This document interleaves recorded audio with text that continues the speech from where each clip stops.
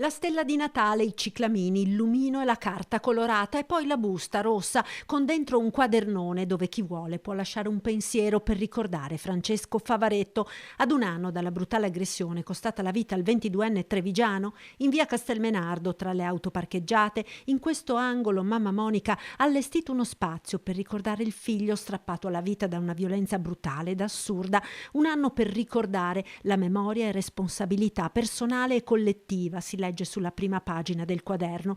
In un'altra busta, altri pensieri in ricordo di Francesco. C'è anche la penna per scrivere e tutto qui lascia intuire lo strazio di una mamma, ma anche la volontà di rivolgersi ai ragazzi, a tutti quei giovani di Treviso richiamati nella cartellina.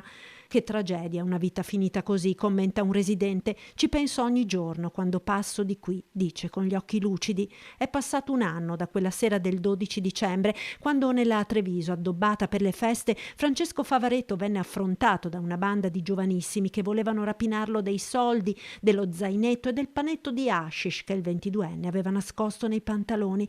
La rapina si trasformò in una brutale aggressione. Ai calci e pugni seguirono i fendenti con cocci di una bottiglia rotta, 2 letali al torace e alla gola.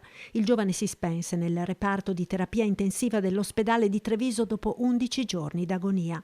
Le indagini portarono in breve all'identificazione di tutti i giovani della gang, 3 maggiorenni e 6 minorenni. Nei giorni scorsi, per i 2 maggiorenni accusati di aver provocato le lesioni fatali, il giudice ha disposto la permanenza in carcere, mentre un mese fa un sedicenne è stato condannato dal Tribunale dei minori di Venezia a 8 anni di reclusione con rito abbreviato. Gli altri minori coinvolti sono in comunità. Accusata di omicidio e rapina in concorso anche la fidanzata di uno dei 2 maggiorenni in carcere. Prima udienza del processo ai maggiorenni il 28 gennaio prossimo. Un quarto, accusato solo di rapina, sarà giudicato con rito abbreviato il 5 febbraio.